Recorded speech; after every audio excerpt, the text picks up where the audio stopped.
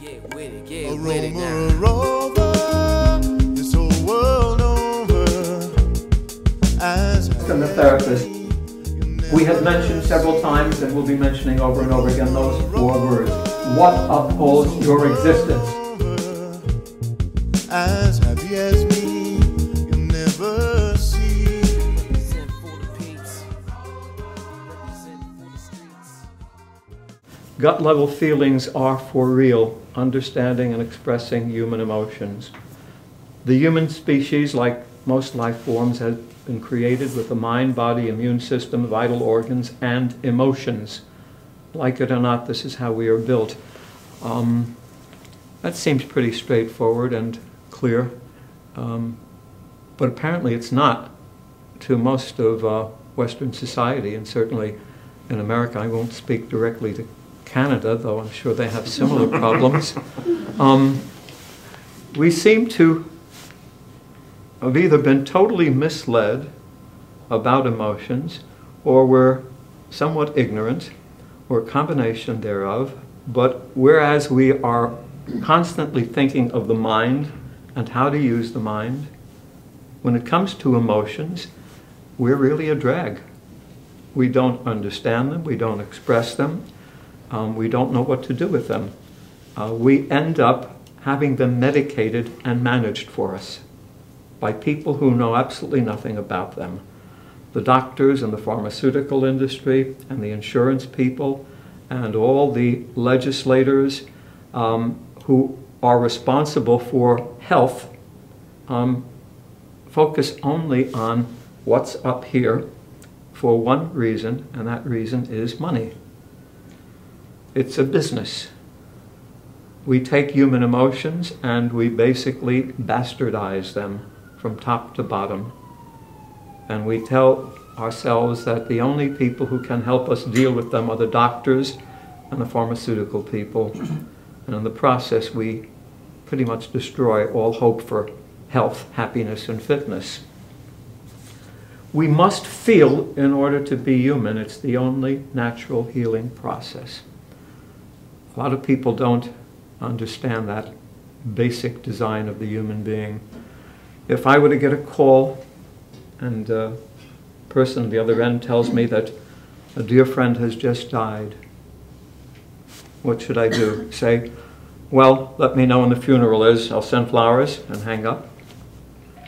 I'm going to feel. I'm going to feel pain.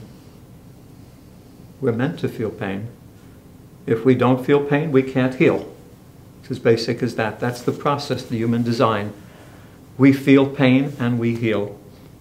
On the other hand, if we refuse to deal with the pain, allow ourselves to feel and be healed, and medicate the pain, what happens? We don't heal. I had a friend, a young lady, who was on my boxing team, great boxer, woman about 23, 24. Met a guy, young guy, and fell madly in love. It was one of those Hollywood stories, just perfect. So perfect that even the two families got together and loved one another. And they became engaged, set a wedding date. And her fiancé was an avid climber. And him and another friend went up on Mount Rainier one day. And the next morning, the headlines in both newspapers: 2 people lost in an avalanche, presumed dead. I saw her about a week later, and she, of course, was totally devastated. It's bad enough to have loved for a long period of time and then lose someone, but right at the beginning, the onset of a deep love relationship, to lose someone is just so horribly devastating. And she was a complete wreck, almost hysterical, crying and going over it again and again and again through the different stages that people go through when they relate to death. And after about 45 minutes to an hour, I turned to her and I said, you know, you're going to have a choice to make very soon. One, you can live with what you're feeling, the pain of this death. And you're going to have to go through the first year, 365 days, one day at a time, experiencing each day and all the memories attached to that day and your relationship with your beloved. You're going to have to experience the day you first met, the day you first held hands, the day you first recognized that there was something important there. You're going to have to go through the birthdays, the holidays, the Christmases, all of those events, and you're going to feel deep pain about them. And at the end of a year, the pain won't suddenly disappear. But you will have gone through the year, the healing process will be well on the way, and you will go on from there. You'll continue to live and hopefully love again. But on the other hand, the other choice that will be waiting there for you will be the doctors and the medication. And your friends and family will urge you to do this. And if you choose that, the healing process will stop. Of course, when I spoke to her, from experience, I know that the odds are greatly in favor of the individual going to the doctor for the medications, which is what she did. And I saw her about 3 weeks later, and she was kind of happy-go-lucky. How are you feeling? Oh, I'm doing fine, I'm doing fine. About a month later, I began to see the signs of the side effects of the medication. She wasn't sleeping well. She began to smoke. She was putting on weight. To make a long story short, I watched her go downhill for about 7 or 8 months. Now, this is a scenario that I've witnessed hundreds of times over the past 50, 55 years. And the only difference are the names, dates, and places. The events are pretty much always the same. And it never works. The healing does not occur. The pain is still there. Only now you've got to deal with the unfortunate reality of what the medications are doing to you. And I want to make one thing clear about that. And by the way, there's a white paper that I've written called Are All Drugs Dangerous?, which I urge everyone to get a copy of and read. What nobody tells you about medications, and it's not written on any label or in the adverts, is that it also compromises your immune system. You're basically relegating your immune system to a second-rate backup plan behind the meds. The order of things. Action is triggered by our 6 senses, leading to emotional memories and then perceived by the brain, not the other way around. That's also part of the design that no one seems to understand.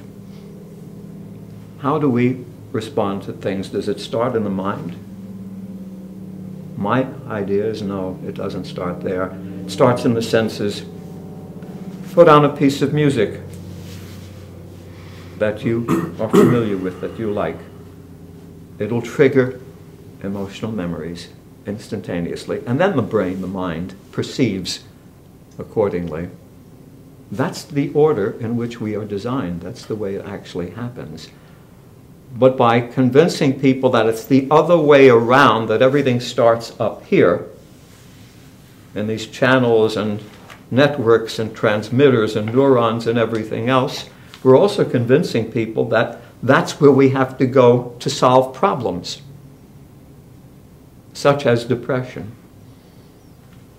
which is then called a mental problem.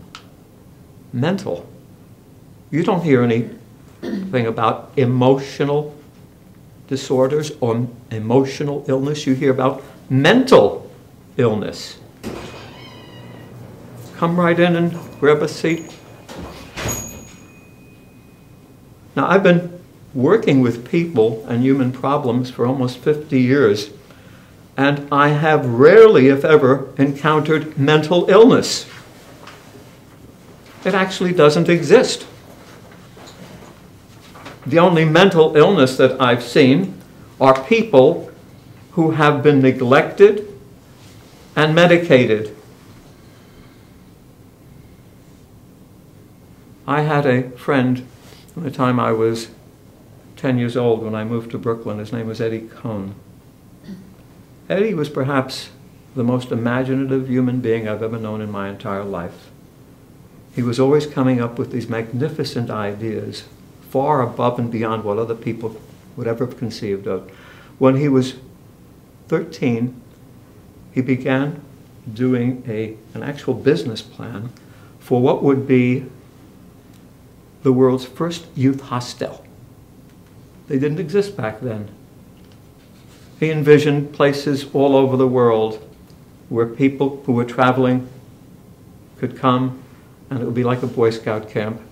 They'd find a place to stay, a meal, friendship, and he put it together in a business plan. People who read it thought that Eddie was a little weird, strange. What business did he have coming up with this colossal idea? 3 years later in high school, Eddie drew up plans for what would have been the first helicopter ports on top of skyscrapers in New York. This was all Buck Rogers stuff up until then. Didn't exist. But here Eddie was dreaming of these huge cargo helicopters landing on top of buildings. And of course everyone thought Eddie was a little off his rocker perhaps, suffering from some kind of a mental problem, which he wasn't. When we graduated from high school, I enlisted in the Air Force, and I was ordered home on emergency leave when my mother broke her leg. And I got home, and my mother looked at me and said, "Have you heard about Eddie?" "No, what happened to Eddie?" "He's in Kings County Psychiatric Ward. He had been committed there." And I went that afternoon to see him, and I was shocked beyond imagination. I couldn't believe that this wonderful, articulate, imaginative human being with this brilliant mind was now a ghost of a human being, heavily medicated, unsure of himself, barely able to express his thoughts. Eddie Cohn was no more. This has been the scenario. For the last 50 years, I've seen it hundreds, if not thousands of times. And again, it's always the same process of not being able to understand and express emotions. And if you try to do that, people clamping down, somehow telling you that you are mentally ill. The root cause of all problems begins with emotions. I suffered from migraine headaches when I was starting at the age of 13. To make a very long story short, I went to numerous doctors. They gave me some pills and some injections and couldn't do anything for them. When I was in the Air Force, they sent me to Johns Hopkins, where they send presidents. I was very honored to be there for 4 days while they examined me and tested me and gave me all sorts of chemicals.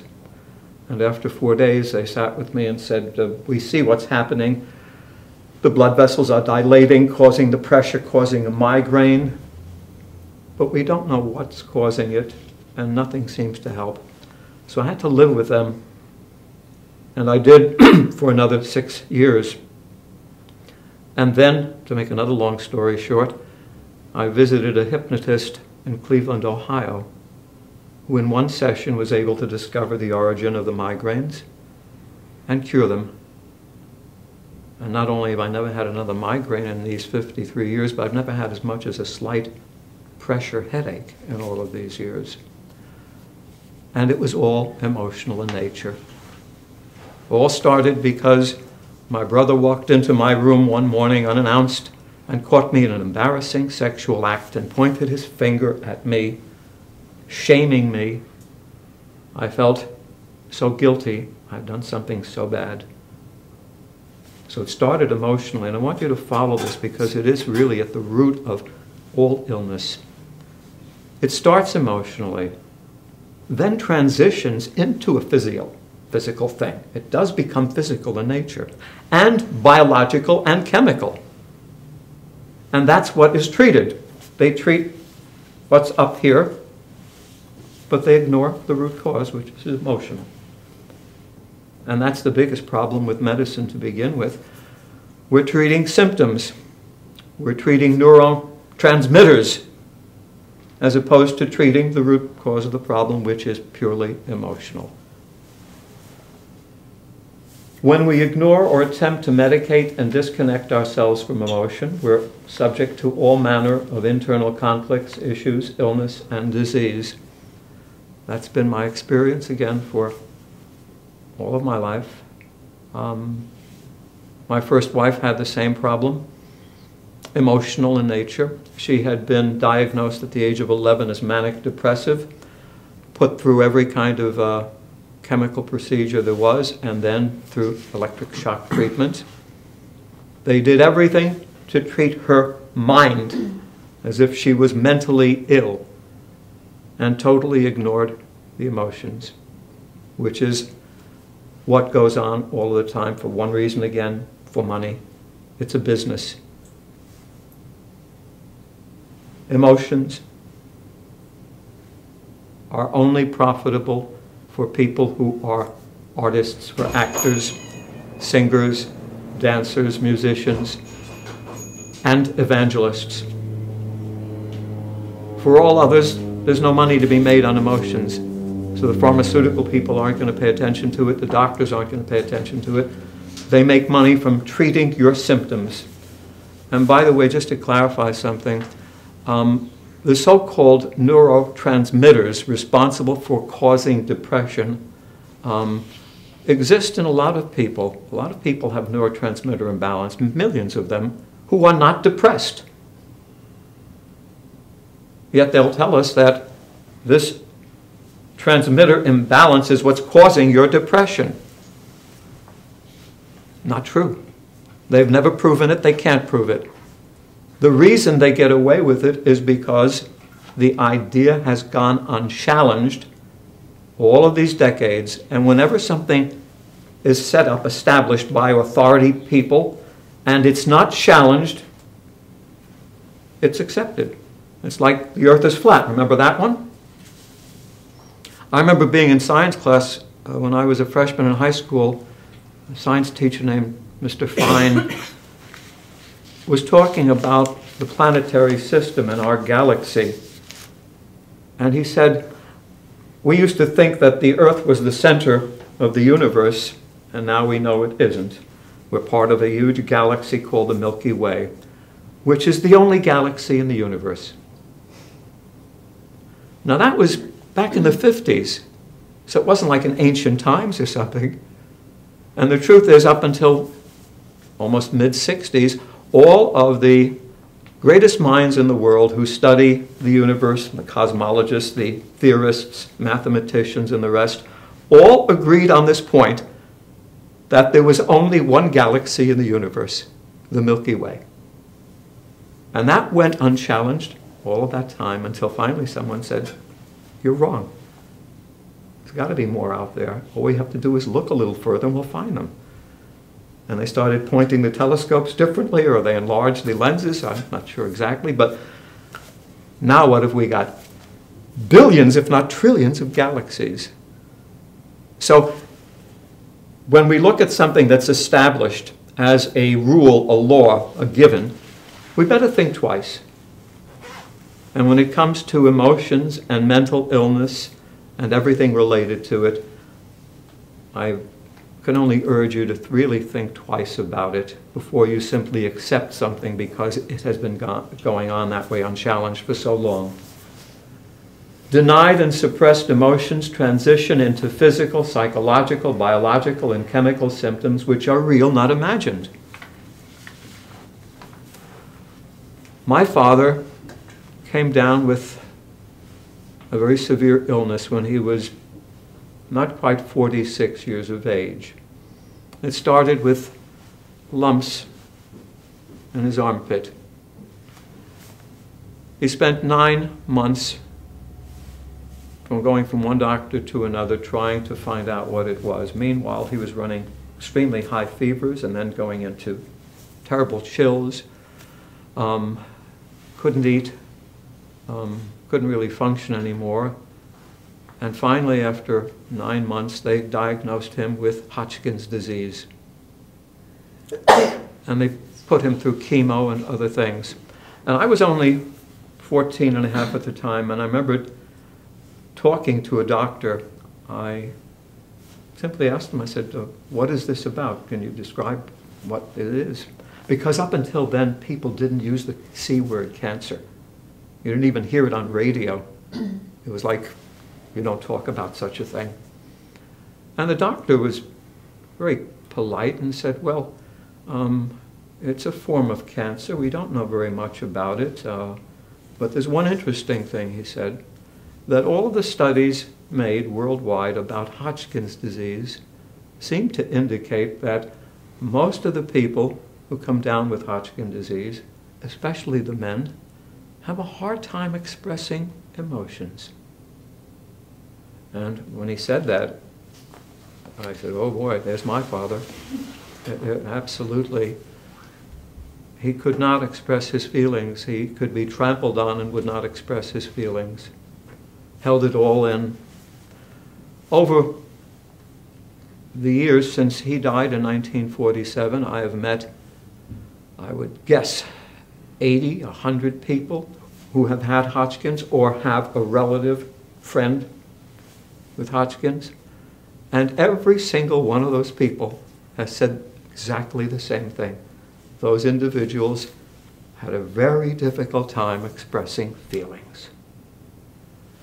So from my viewpoint, as unusual as it might sound, all illness, all disease starts emotionally and then transitions into the physical, biological, and chemical, which is treated then with chemicals, surgery, etc.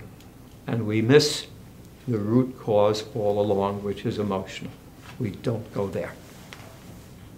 Symptoms are labeled and treated with medical, psychiatric claptrap and dangerous medications while we neglect the emotional root cause of the disorder. The medical psychiatric claptrap is extraordinary, based on ideas that are totally unproven. And again, because they've been unchallenged all of these decades, people accept them as being truthful, instead of recognizing that the purpose of all of this diagnosis of so-called mental illness is based on the idea of profit. You're talking about trillion-dollar industries, and we are all an annuity for each of these people. That's what it basically comes down to. And of course, the treatment doesn't work. The medications don't work. I've worked with at least 800 to 1,000 people, both in private practice, in hospitals, and VA people, you name it. Not one of those people has ever been able to successfully deal with depression on medications. Not one of them. I've watched them age, and as they age, they get sicker from the side effects, and also because their immune system has all but collapsed, and they run back to the doctor for more medication. And then the doctor says, well, what do you expect? You're getting old. You're not a spring chicken anymore, so of course you're getting sick more often. And we buy into that claptrap as well. We're not supposed to get sick simply because we get older. I'm 76 years old. I don't get sick. How come? Am I a freak of nature? No, my immune system is strong, and I refuse to take any chemical. I went in for a colonoscopy last March, and I told them I would not use any anesthetic. And they said, well, you can't do that. And I said, sure, I can, but you're going to feel a lot of pain. I said, well, I'm a hypnotherapist. I'll hypnotize myself, and I'll be fine. And I said, oh, okay. And while we were going through the procedure, every 10 minutes the doctor was looking at me, because you're alert, you're awake when this is happening, and saying, are you okay? You okay? I said, I'm fine. And finally, one of the nurses, are you really in hypnosis? I said, yes, I am. I wasn't. I was just playing with them basically to prove my point in a way that didn't need the medication at all, didn't need the anesthetic. The aftermath is frustration, despair, illness, depression, drugs, and death. We are a nation emotionally crippled, mentally defective, and physically wrecked. That really spells out what America is about, unfortunately. And again, I'm not going to speak to Canada at this point, though I'm sure there are some similarities. But the biggest difference, of course, is Canada has a healthcare system that puts ours to shame on just about every level. But we refuse to consider that. We decided that that was socialism in some form, and we're against that. But we suffer from twice as much heart disease, twice as much cancer, 3 times as much high blood pressure, 4 times as much diabetes, 8 times as much obesity, and about 6 zillion times as much depression of any industrialized country. Now you might think about that. Here's this country with all its resources, its great institutions of learning, great medical colleges, etc., and so on. And yet we're so sick. That's not a matter of my opinion. That's the simple, basic reality. That's why our healthcare system is collapsing. It's bad, yeah, it's a terrible healthcare system, but the real problem is not the system, the fact that we're so unhealthy. And you notice that nobody addresses that point. No one says, hey, 1 second, yeah, we've got to fix the system, but what about fixing our health? Nobody talks about that. The genesis of the American tragedy, catastrophe, we've been trained to not feel. Parental and societal attitudes and ill-advised educational mentalities breed near contempt for human emotions. When we're children, we start hearing, shh, don't cry, don't be frightened, don't get angry. We're basically told not to feel. Now, who established this? Why? That's not the natural design. We're designed with this body. It contains organs. Now you'll notice that these organs are all interconnected, just as the brain and the mind and the gut and everything else are interconnected. But they also function separately. They have their own job. The heart has a job to do. The lungs have a job. The kidneys, the liver, the colon, everything has a job. It's the way we were designed. And it's not a matter of, Nickolas thinks this way. We're also designed with an immune system, which, if allowed to work and operate, actually functions damn well. We're also designed with emotions. That's part of how we're designed, whether we like it or not. We have human feelings. But that seems to be contradicted by the powers that be, to the extent that hundreds of millions of people don't know what they're about or how to relate to them. The sick aims of the depression, bipolar, ADD industry, along with the medical, psychological, psychiatric, pharmaceutical conspiracy, have gone unchecked. And it is a conspiracy. Perhaps these people don't sit down every week and get together and discuss how to take advantage of human beings who don't know any better, who are ignorant of the truth. It's more like a gentleman's agreement between most of these people. But they all know what's going on. They all know what they're doing. They all know how profit-making it is. And it is. Again, a trillion-dollar industry. The psychiatrists are always saying the same thing to us. When you watch them on television, they're wearing suits and ties and very articulate people. They've got their bestsellers in their hands. And people buy into the same things they're told over and over again, that the best way of treating all of these problems is a combination of psychotherapy and medication, which is what makes sense to people. But it actually doesn't make sense when you consider the fact that they don't have psychotherapy as a form of treatment. They don't know what it's about anymore.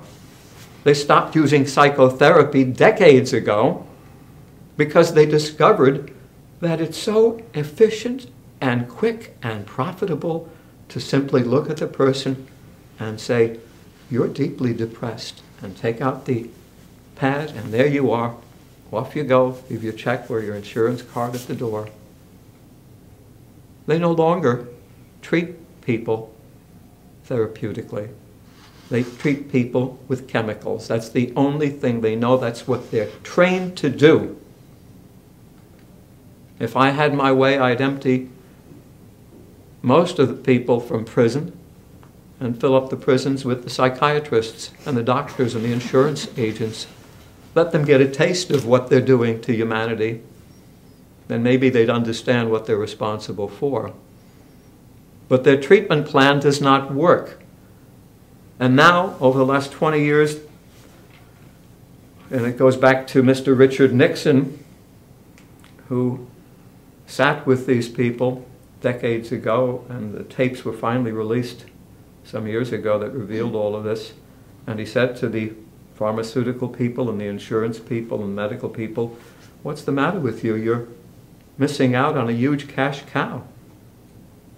A lot of money hanging out there that you're not tapping into." He showed them, for instance, that they were not insuring workplace alcoholism or drug addiction. Cash in on that one. So they moved into all of these areas of treatment with their plans for medicating human beings. And then they started working on children, 7, 8, 9 years of age. They created this ADD or ADDH. They've got 4 or 5 different designations for it. I don't know of a single young person in my entire life who does not have ADD, what they call ADD. I mean, I would have been a classic example. Sure, we're nervous, anxious, scared, impatient, confused, whatever you want to say. That's normal for people. You go into a school system, you have to find your way. You're trying to pass tests. You're trying to get along with friends. You're trying to look good. You're trying to keep doing what you're supposed to be doing in this framework of so-called education.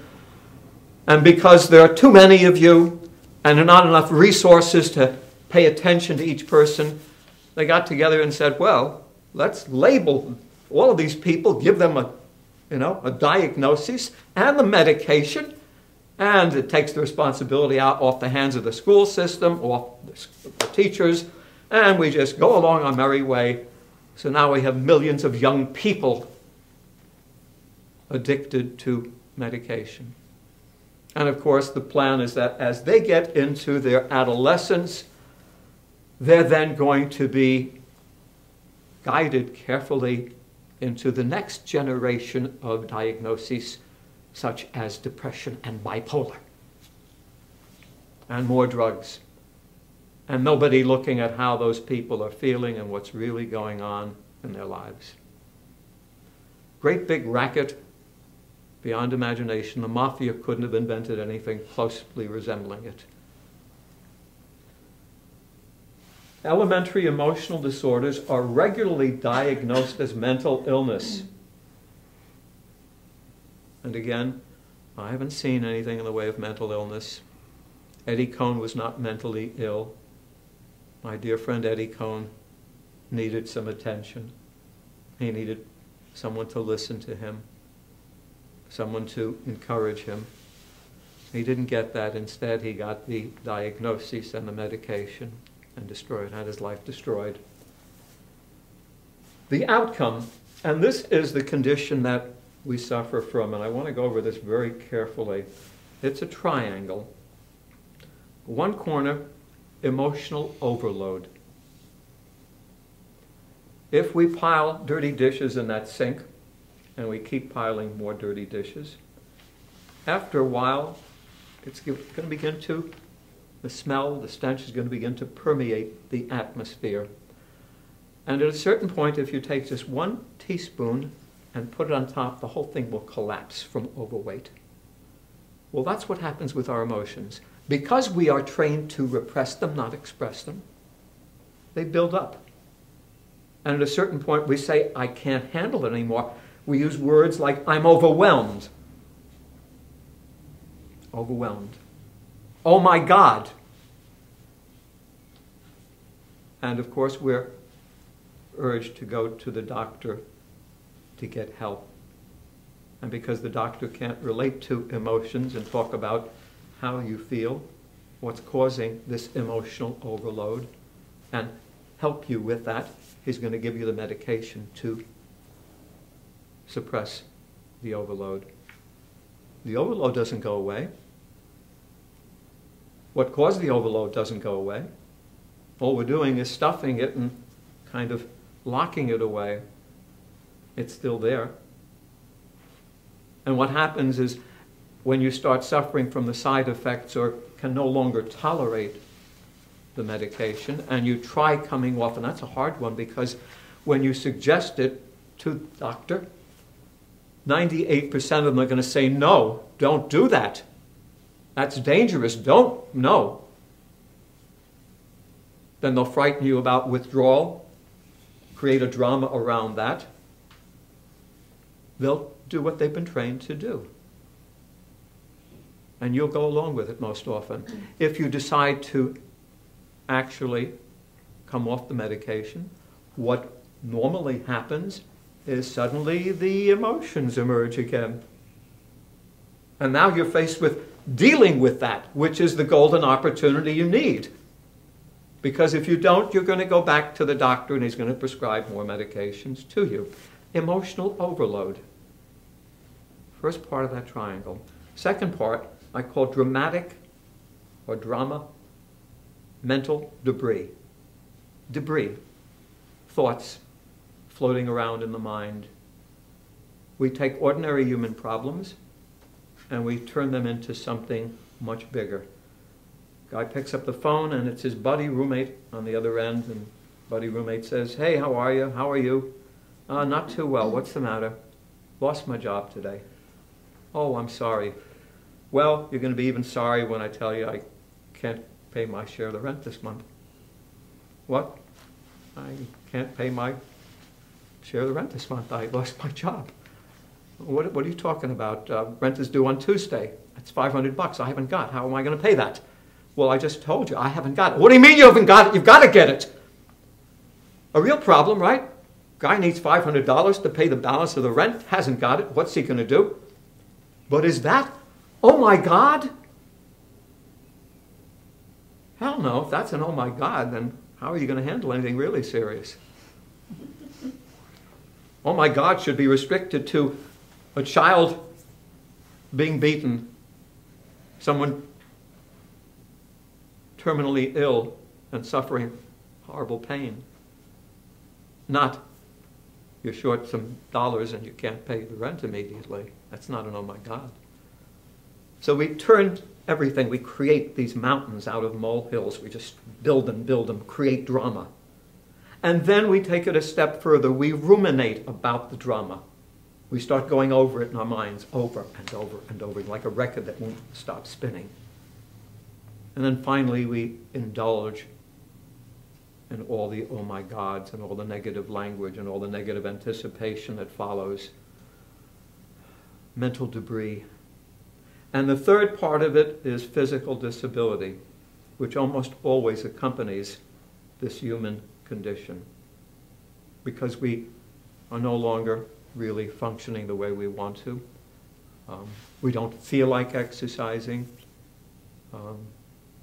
We don't feel like eating properly. We begin to just let ourselves go physically. And this is the human condition: emotional overload, mental debris, and physical disability.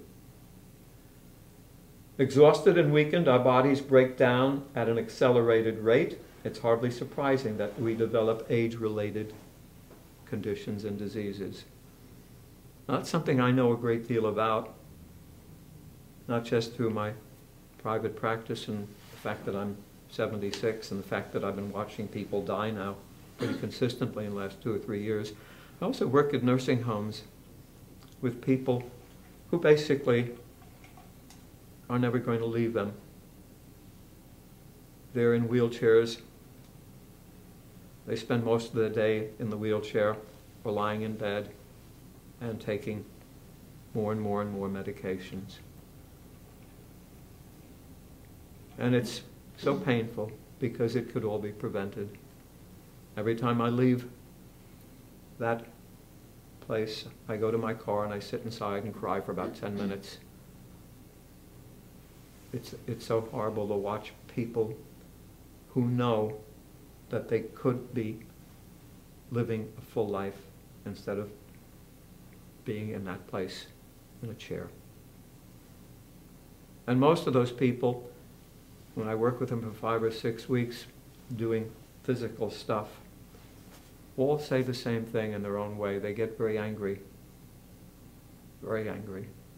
at themselves and families and society because they should have been doing that all along.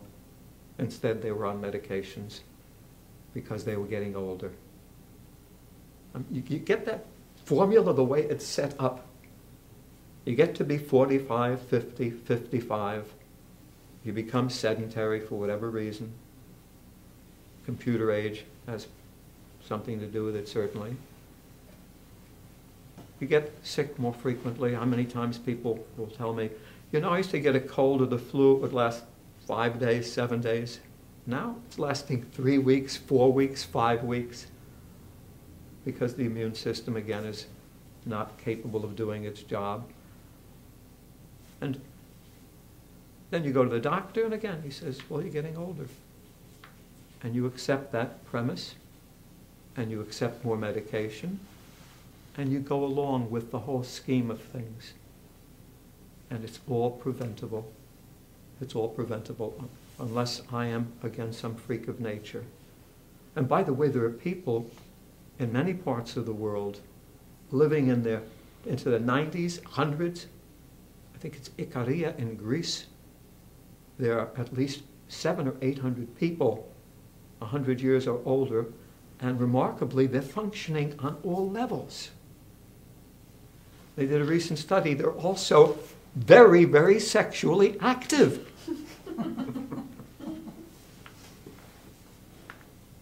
So it is preventable. We don't have to just not only age, but accelerate the age process and go downhill. But we have to change what we're doing in order to prevent. And nobody wants to prevent. There's no money in prevention, by the way. I think 0.5% of all the money raised from any source, grants, donations, public allocations, whatever, less than 0.5% goes to preventing any illness, including cancer.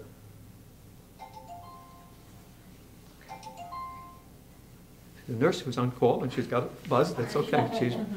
I want you to think about that for a minute. Less than 0.5% of the hundreds of billions of dollars that are raised for so-called medical research does not go into medical research. It goes to the pharmaceutical people. Every time you're online at the checkout counter and that thing comes up, do you want to donate $1 to this, that, or the other thing? And out of the kindness of your soul or your need to feel good, you say, yes, it's $1. You're giving 99 cents to the pharmaceutical industries. That's what you're doing. Only they're not going to tell you that, of course. They're going to call it medical research. The difference between thinking and feeling. Feelings have no IQ. They're not thoughts. In hypnosis, we separate the conscious mind from the unconscious or subconscious. And what are they about?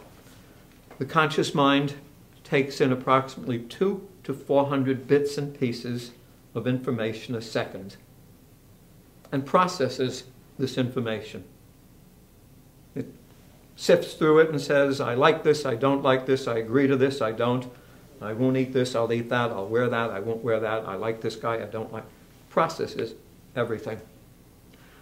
The subconscious, or unconscious as it is also called, takes in about 4 times as much information a second, primarily through our sense organs. Only it doesn't process anything. It merely stores it. Because it has no IQ. Emotions do not think. So you have to understand the difference between the two in order to actually train yourself to express emotions in a normal, healthy way. Let's talk about those emotions a little more. Anger.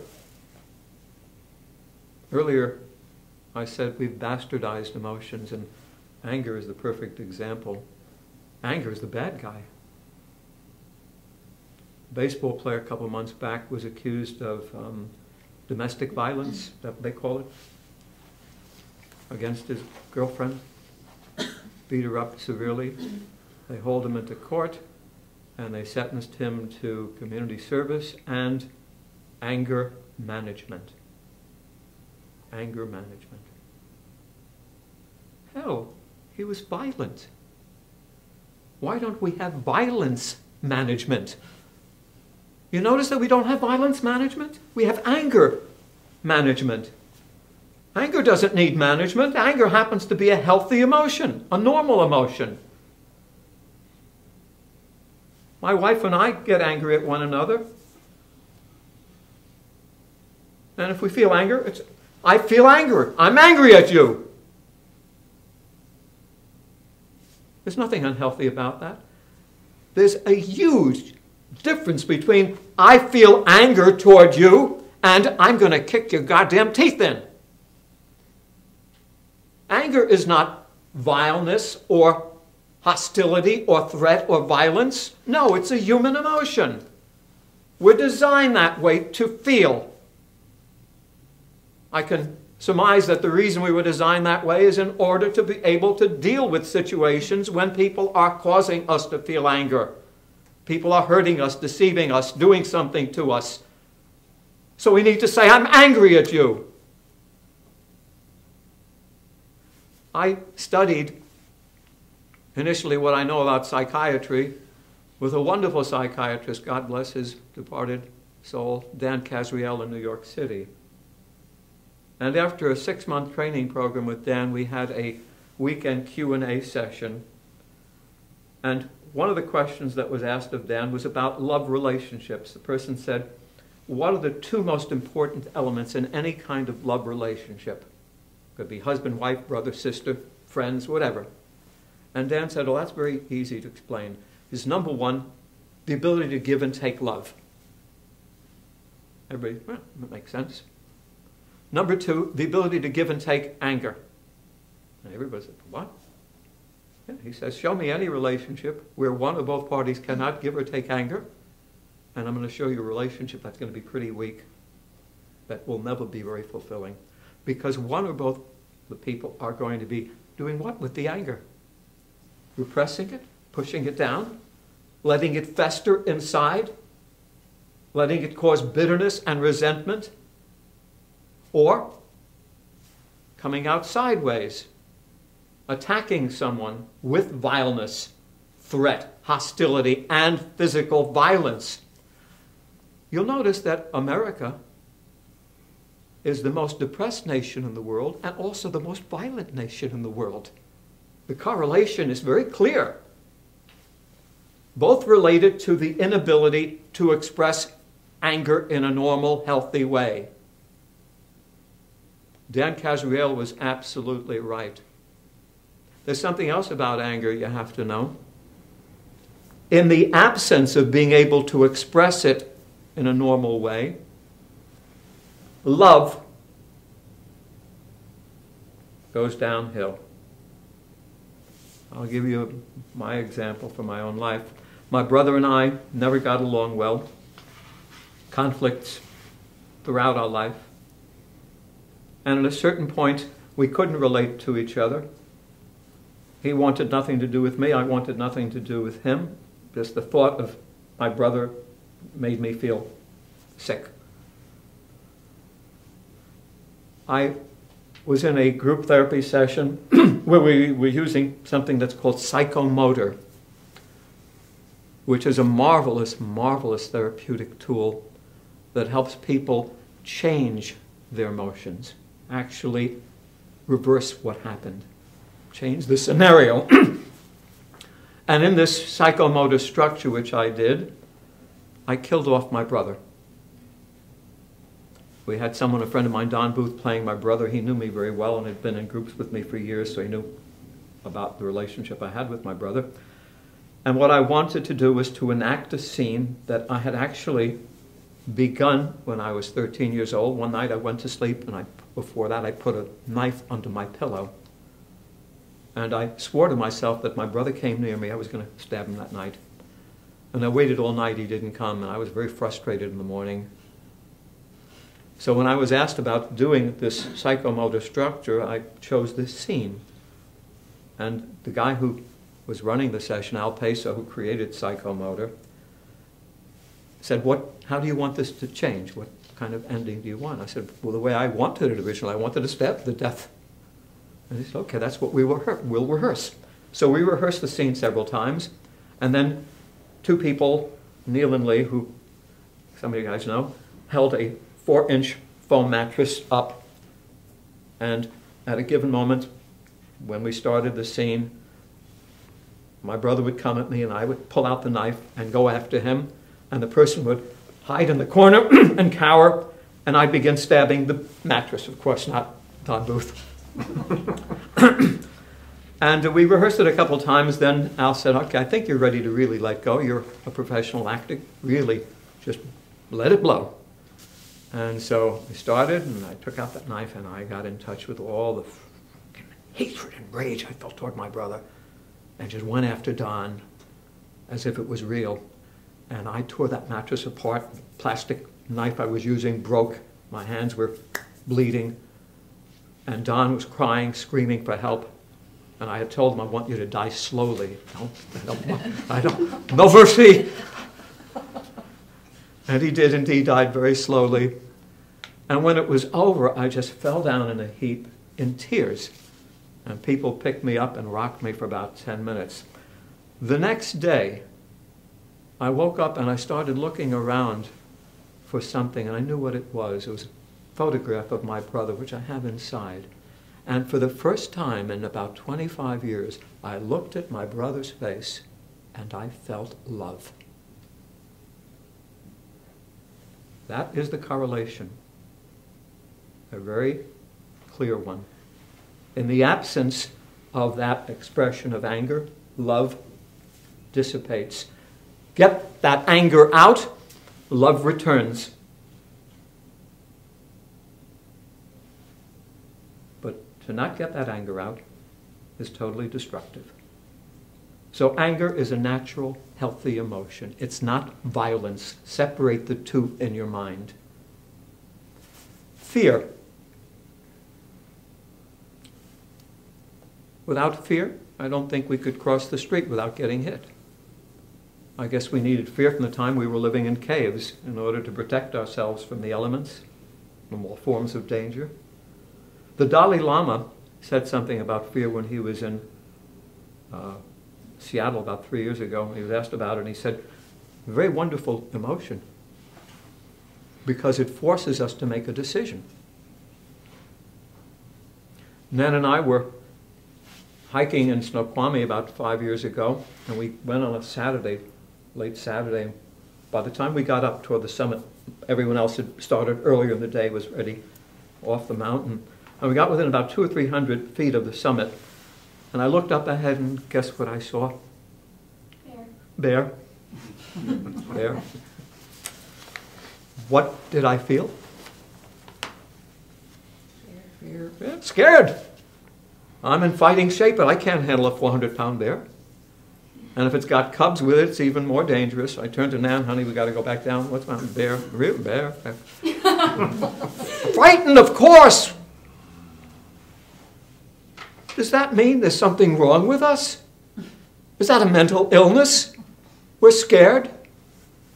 Well, we've turned it into a mental illness instead of a normal emotional reality. We've given it all sorts of labels, creating this idea of panic, being overwhelmed with fear, to the extent that we can't deal with ordinary, normal human fear. Pain.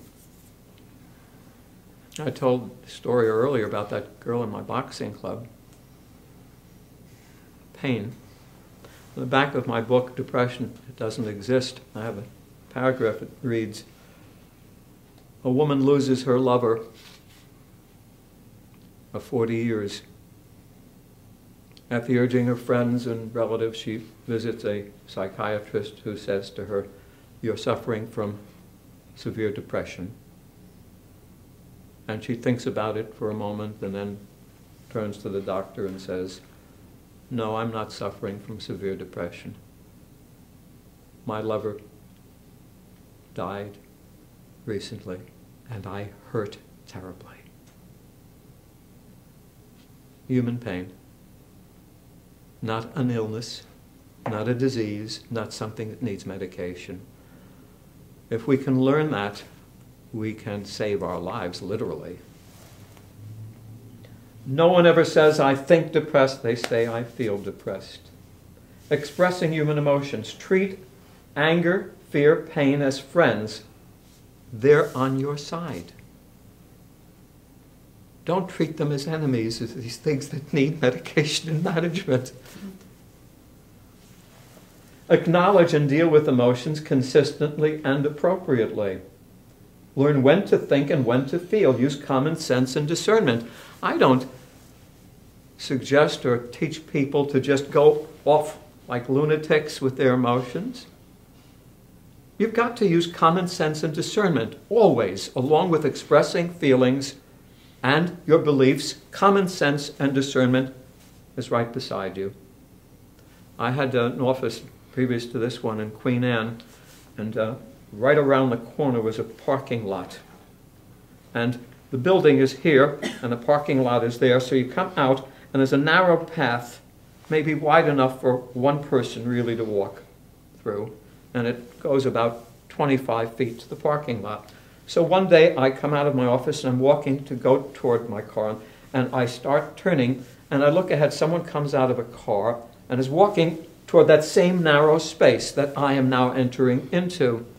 And I took one look at this guy, and all the bells went off. I grew up in East Harlem, was a street kid, and I know danger when there's danger. I can smell it. And one look at this guy, I said, uh-oh. He's coming this way, I'm going this way. Someone's going to yield. Do I feel like yielding? Hell no. Hell no, I don't want to get up. I'm here first. But my mind says, do you want Nan to get a call? You know, you're in Harborview with a gunshot wound? Step aside. By the way, that happens instantaneously. The mind, it doesn't take long. Yeah, you use common sense and discernment. You just don't go with your feelings and say, well, the hell with it. Same thing if you're working at a job where your boss is not a nice person. I don't suggest you go to him and tell him to go, you know, shove it. I don't say go in there and attack the person, confront him, call him names. No. I say get in touch with what you're feeling, understand the source of those feelings, and then find a way to talk to this human being. And if necessary, at some point you might have to confront the situation directly and say, hey, I need this to stop now. I'm a worker, but that doesn't mean, you know, I'm going to go through this kind of a scene every day. 85% of the time, if you understand what you're feeling, you will be able to find a way of expressing it. That other 10, 15% of the time, you'll decide better not to do it. That's okay. That won't prevent you overall from expressing your feelings and what you believe in.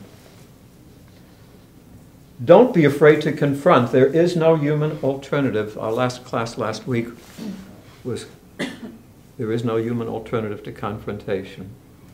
Our society as a whole has decided to not confront. We allow everything to go down just the way it is. We will not confront politicians. We will not confront doctors. We will not confront educators. We will not confront church people who allow children to be raped and molested. We will not confront anyone. We're afraid to confront. We've been trained to be docile, submissive, and yet we like to believe that we are free.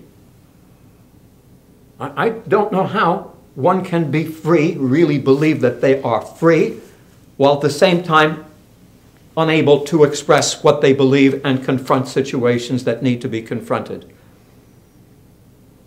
And until we finally begin to do this, we're not going to solve any of our issues, and we are not solving any single issue. I'm saying this now for about the 7th time in 7 weeks. I invite anyone to Google the 1968 presidential election issues, and you'll come up with a list of anywhere from 25 to 100 primary issues. If you look at those issues and read through them carefully, you will notice 2 things. One, not one of those issues has been resolved 45 years later. Not one of them. They're still polarized out there. 2, many of those issues which were never resolved are no longer even on the list. In 1968, on everyone's list, top 8 to 10 was prison reform. It was, believe it or not, it was a major issue in America. Today, with more than 2.5 times as many people in prisons, prison reform is not even listed in the top 200 issues in our country. Turn to anyone and say prison reform, they're going to say, what are you talking about? What needs reforming? I don't know what you're talking about. We don't deal with anything. The last presidential campaign, which recently ended, not one issue was discussed. Nothing. Nothing but accusations about what the other one was doing, but they didn't address any single issue. Environment? No, nothing. Immigration? Nothing. There were initiatives on marijuana legalization. They didn't touch that on that one. Same-sex marriage? They didn't touch that one. Ignore everything. Don't confront anything. We're trained to behave this way. That means we can't express what we feel, what we believe. So who the hell are we? Free human beings? Bet me. You have to experience the freedom of feeling, eleftheria, the Greek word for freedom.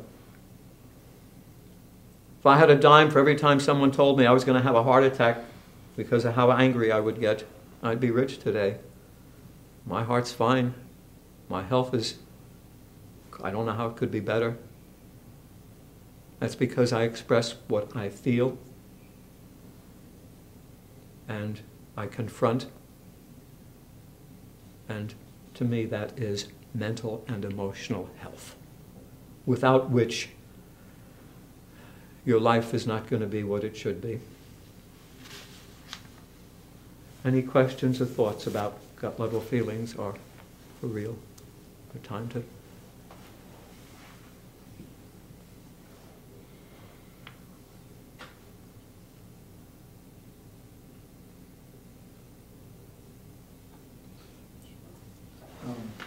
I guess I kind of get your point, and I agree mostly that there's an emotional component to most disease. But I mean, if you look at polio vaccines or antibiotic treatment of brain infections or something like this, I mean, do you think that these conditions could have been avoided by treating emotions, or? Well, that is probably the most loaded question imaginable, because with each situation and each person, it's going to be different. I believe that almost everything is caused initially on an emotional level. How can we trace that? I had a lady here maybe 7 or 8 weeks ago who was sitting, and we were talking about these very same things, and I could see that she was angry. And when we asked questions, she just looked at me very sternly and said, and she was really mad, angry, I have a 9-year-old grandson who has been diagnosed with leukemia. Are you telling me that his emotions caused it because he couldn't express his feelings? Is that what you're telling me? And I said, well, without knowing the history of the family and the child, I can't give you an absolute answer, but I can tell you that by the age of 5, every human being has experienced every emotion they will ever experience. And she said, that's not possible. It was only a child. How could he feel all that? This is part of the training. Instead of reversing it and saying, of course by the age of 9 you're feeling. You were feeling all along. And certainly by the age of 5 you'd experienced all of those emotions. So yes, it is possible, along with whatever chain of events within the family structure and the world that that child lived in, for that to end up being polio or something else. Can I prove that? Of course not. I can trace most of the things very clearly, but I'd have to really work with an individual to be able to trace that individual's condition. I hope that answers in a general way, but the other part of it, certainly there are things that need medication. Okay, HIV and AIDS, hemophilia. There are certain things, and there are certain vaccines that I think are beneficial, but a lot of them are not. So there's a lot to look at there and study. It's not one simple kind of thing. Other questions or thoughts from anyone? The mental debris, I've heard that termed as beta babble. Just all the information that comes in all the time, just ruminating in the head all the time. And I'm grateful to have listened to those people, but it's the actual, as I found in my case, the beta babble is why I could not listen. That somebody will be talking and at the same time I'm compartmentalized thinking, but I'm missing what they're saying because I'm working in my head. And this was the basis of so much emotional dis-ease within myself. I'm just grateful that I've worked on that stuff and that I hear other people speaking the same things as yourself. By the way, much of what you're talking about, I like to address in the simplest language. I call that classical double thinking. Most of us fall into that trap of double thinking, and everything is really going past us, such a rapid, and we're not really in the now, hearing and paying attention and retaining. I think we're trained to do it. Yeah, well, yeah, on so many levels. It's like you walk into a room at a party and you immediately look around and start sizing up everyone. What's this person like? What's this person like? And you're already past each person. You haven't been introduced to anyone. You don't know anything about them, but already you're by them, you know? And someone will come over to introduce themselves and, oh, this one is not too I don't know, I'm not interested in this person. And they're starting talking and you're over there already. We don't have too many social skills. That's another way of putting it. But double thinking is a huge societal issue. We are not trained to do the simple thing of looking at the person, hearing as if we had not heard anything, processing it slowly, you know, and then responding, the way actors do. If an actor did the double thinking thing, he wouldn't work. The audience, even if it was a wonderful script, would get up and leave because they would see the phoniness of it. But we do it constantly. And then we talk about living in the now, that great book that everybody carries that thing about the now in his back pocket like it's a Bible. The truth is we have to have a now to live in order to live in a now. And many people don't have that, so that's another part of the problem.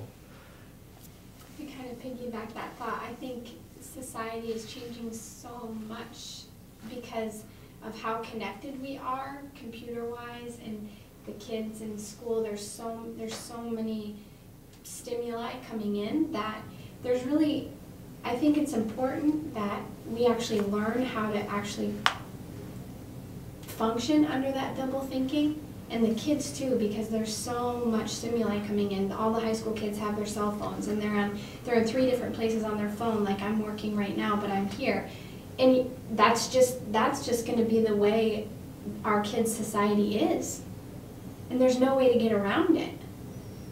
Well, I can't disagree with you at all, except to say that if we don't get around it, we're going to have a very dysfunctional society.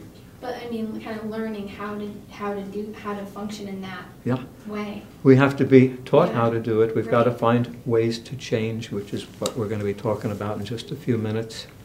Any other questions or thoughts on this before we go on? I was just going to say that, and part of what you're saying too, is that people they think it's progress, and they think it's good, and they think it's the way.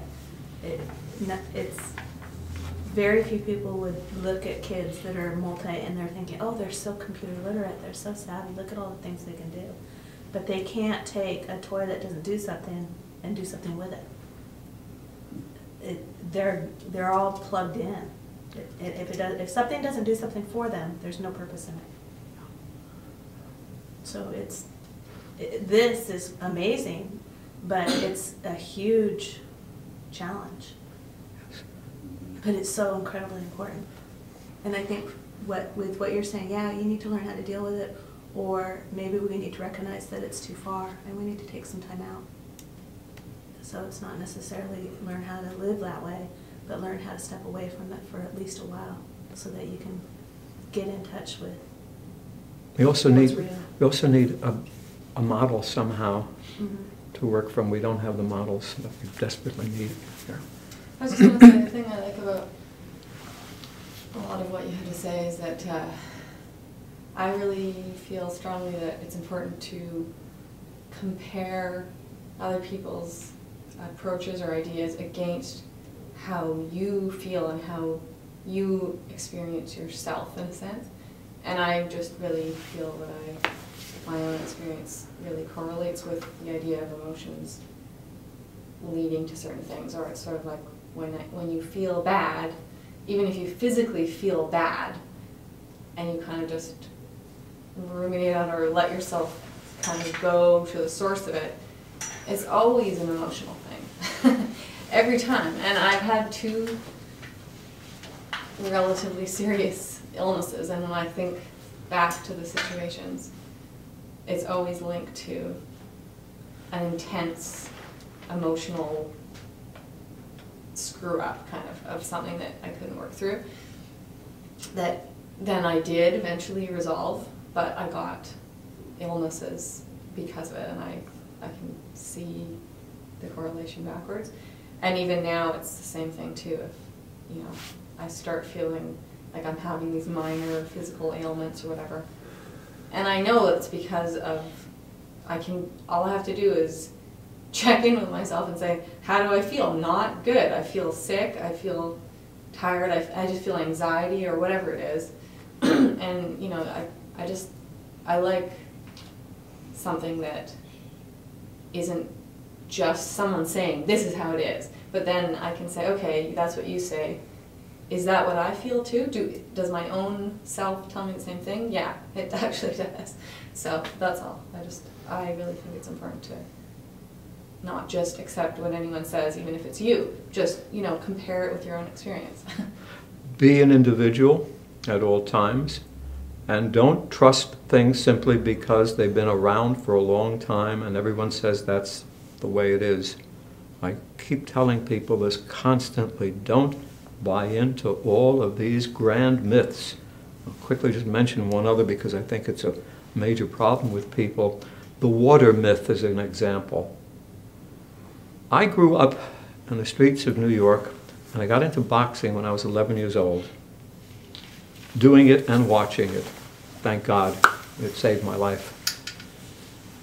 One thing I noticed, first time I saw a professional match at St. Nick's Arena in New York, in between rounds when the guy would sit down, get the water bottle, and spit it out.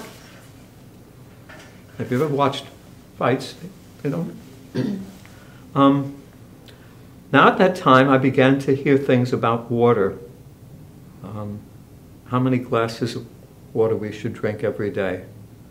In fact, the Center for Disease Control, which is one of the two major regulatory agencies in America for health issues, has prescribed that since 1940 something. 8 to 12 glasses of water a day. And my attitude toward it is, I don't believe it. Makes no sense to me. Makes absolutely no sense to me. And then when I started studying nutrition and diet and got into exercise, I began to discover other things about this water myth. I discovered, for instance, that drinking an excess amount of fluid coupled with salt use, of course, results in water retention. And a lot of the excess weight we're walking around is water. So it made no sense to me, and I said, forget that. Drink as much water as you need. If it's 14 glasses a day, let it be 14 glasses. If it's 3 glasses, let it be 3 glasses. Nan sometimes drinks nothing, and sometimes she'll come out of the pool and need half a gallon of water. That's what your body is telling you you need. That's what you should have. No more, no less. A myth about water that you're going to die in 2 days without it. About 7 years ago, a young 17-year-old girl was driving in Snoqualmie in the winter, ran off a cliff into a snowbank. Car was totally covered. Door couldn't open. She was in there, no cell phone, no food, no water, nothing. Took them 8 days to find her. She was fine. She was a bit dehydrated. People in India go for months without anything. Maybe every 3 months they'll have a little cup of tea sent up to them in the tree. Been witnessed by, you know, but you're going to die. The fear tactics are so profoundly maddening. You're not going to die that way. Also, something I've been saying for decades, how we could have missed this. Everything we have has water in it. Your apple juice has water in it. Your apple has water in it. Your steak has water in it. Everything has water in it. So how do we manage to forget all of that water? More mythology that we fall into the trap of following. Be an individual. Use your own mind. Don't buy into all a claptrap simply because some authority figure is telling you. From God's on board, each day I dine. From the Bering Straits to Palestine. This spring, this brook will ring the bell. No need of wealth, you're in God's hotel. Go world rover, this whole world over. Happy as me, you'll never see. Represent for the world. Go world rover, this whole world over. Happy as me, you'll never see. One should know though was Christ's motto, so do the same. Let heaven flow. No pills, no